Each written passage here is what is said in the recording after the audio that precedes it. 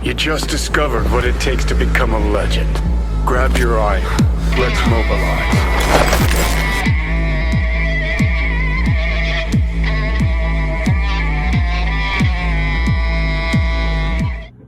Hello and welcome. I am your handsome King Nerdy Bear, back with some more reactions of Cyberpunk 2077. This video is from the Neon Arcade. This is titled Play Cyberpunk 2077 Now or Wait for Phantom Liberty. It's a question I've had myself. Should I start playing it again, getting into it, or should I just wait until Phantom Liberty? Let's see what this is all about. I've been seeing a ton of questions lately on if you should play Cyberpunk 2077 before the first expansion for the game Phantom Liberty releases, or if you guys should hold off and play it all together as a complete package. So today I'm going to give you guys my thoughts on if it's worth it to play the base game before the new updates and content. Whether you're thinking about picking up the game, started back when it released and stopped to wait for patches, or even if you already have a few hundred hours sunk into Night City across multiple playthroughs. Okay, so let's go over some I think I'm in a high 90 hour on one of my characters. Comes out, and what benefits that might have on your experience with the game. Ouch. Keep in mind that Cyberpunk's 2.0 update, which will revamp many of I remember that systems, shotgun. That's an awesome will launch shotgun. before Phantom Liberty, and it will be entirely free. If you're hesitant about the expansion based on your experience with the game, wait for the 2.0 update, then give it a shot and see if you like it. If you've already bought the game, there's really nothing to lose. The first reason that you should play 2077's base experience before is to get a point of reference that you can compare to before all these big system and content changes come out. The big change before Phantom Liberty comes out is overhauling major components like the police and wanted systems, how cyberware functions, skills and attributes, and almost every single other system in the game. So it can be nice to see how the game has changed, especially if you play each version of the game in a short time span, allowing you to spot these changes since it will be fresh in your mind. I personally love to see how a game changes over time, and that's something that you can really only understand if you have put in a fair bit of time before the switch. That was pretty cool. If you're a brand new player, you can kind of remove yourself from the discourse online about the game, since there isn't a ton of negative press right now, which allows you to form your own opinion about the mechanics and lay out for yourself the good, the bad, and the ugly.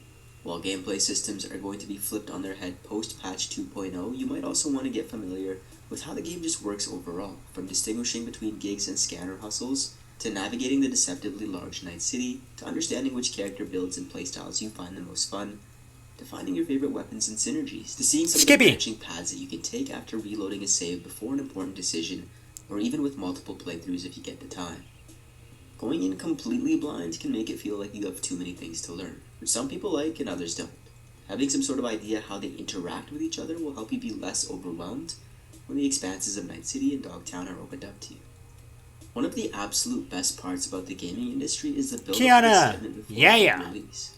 If you're into following the trailers and marketing material of a game pre-launch, then you stand to be more excited once you know what Cyberpunk 2077 is really all about.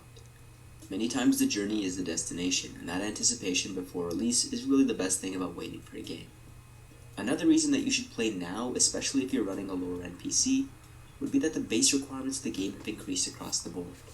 If you aren't confident that you'll have an upgrade locked down, or good thing I have a console. PL, might make sense to play it now. The Series S Xbox. Or even as a console or upgrade justifier for that looks amazingly expensive. My personal recommendation, if you have not played Cyberpunk 2077 yet and want to before release, trying to hold my hand? What's wrong with you? Expansion unlocks, which is when you don't swing that way. Beat the Voodoo Boys. Save the game there and hold out until Phantom Liberty, so you can play right at launch. Pick up right where you left off and head off to Dogtown.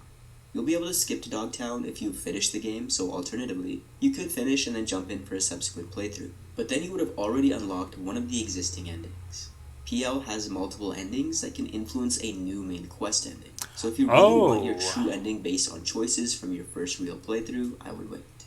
Saving at the point that's a very good point. Voodoo Boys will also give you the best of both worlds, of understanding how the mechanics kind of work up until that point in Cyberpunk 2077. Slice and dice. For the update, again, so you have a bit more perspective. Oh, no leg. 2077 has come a long way since launch, and if you haven't played since then, playing now might even give you the same feeling as what a 2.0 update would feel like to most people who have played more recently. The game is much more polished. There's new content like fresh gigs, beefy new weapons, a larger array of apartments, and you can see for yourself how drastically it's changed if you played and maybe stopped right after Cyberpunk's initial release. If you follow this patch, you can experience the big changes of 1.63, and then you can get another big change with 2.0 and Phantom Liberty, kinda making it feel like a live service game that's constantly changing. If you're into replayability, you can also fire up Cyberpunk 2077 now and make the classic archetypes to see which one you're more inclined to play on September 26th.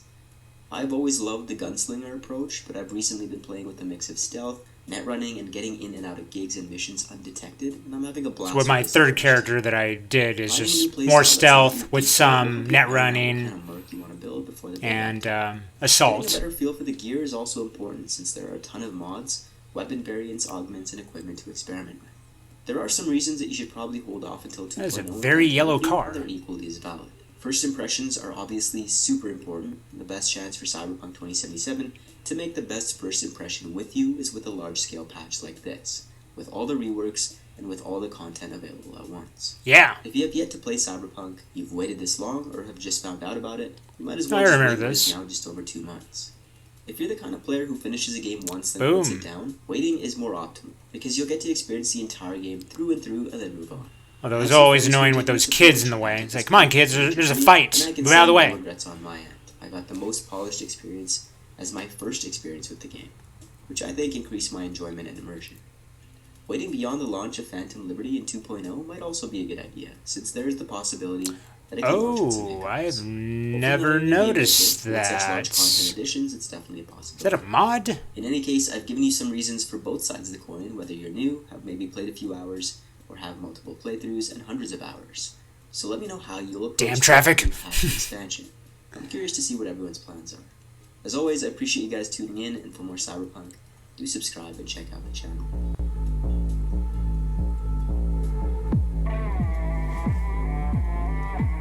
So a great presentation overall.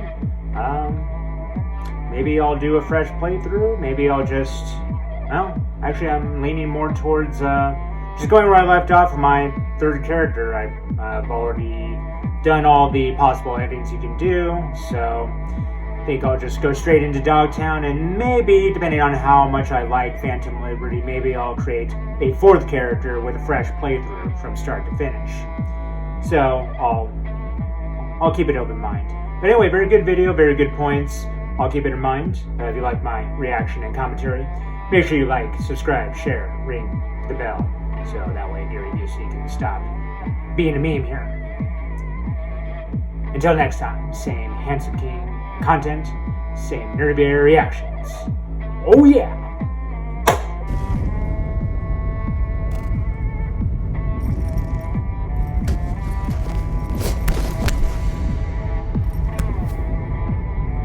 Don't know how, but it worked.